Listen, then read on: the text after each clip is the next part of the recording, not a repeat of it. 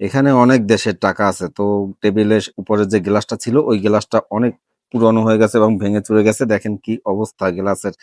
তো এই গ্লাসের ফাঁক থেকে ময়লা ঢুকে টাকাগুলো নষ্ট হয়ে যাচ্ছে। তাই আমি চিন্তা করছি এই গ্লাসটা চেঞ্জ করব। তো আমি এখন মোটর রেক্সিন বিছাচ্ছি, কারণ টাকাগুলো আমি এখানে সাজানোর পরে যদি গ্লাস দেই গ্লাসটা না লড়াচড়া করে, তাই আমি মোটা দেখে রেক্সিন বিছাচ্ছি। কতগুলা দেশের কারেন্সি, অনেক দেশের টাকা এখানে দেখেন। এগুলোকে আমি এখানে সুন্দর করে সাজাবো এখন। সাজানোর পরে আমি এটার উপরে গ্লাস দিয়ে দেব যাতে আরো সুন্দর লাগে। তো আমার টিমও আমাকে পাশ থেকে হেল্প করছে। তো খুব সুন্দরভাবে আমি এখন এই টাকাগুলো সাজিয়ে গ্লাসটা দিয়ে দেব, তারপরেই কমপ্লিট হবে আমার কাজ। তো অলরেডি আমি সাজিয়ে ফেলছি দেখেন, এখন আমি গ্লাসটাকে সুন্দর করে বসাইয়ে দেব।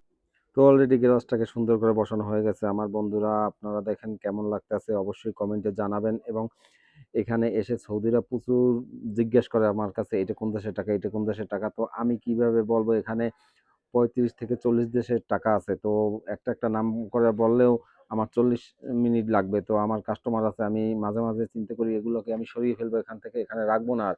তারপরেও ভাবি যে না থাক, তাদের কৌতূহল আছে জিজ্ঞেস করার, তাই জিজ্ঞেস করে। যতদূর সম্ভব আমি বলি এটা এই দেশের টাকা, ওটা ওই দেশের টাকা, এই আর কি। তো অলরেডি ভালোই লাগলো, সবাই ভালো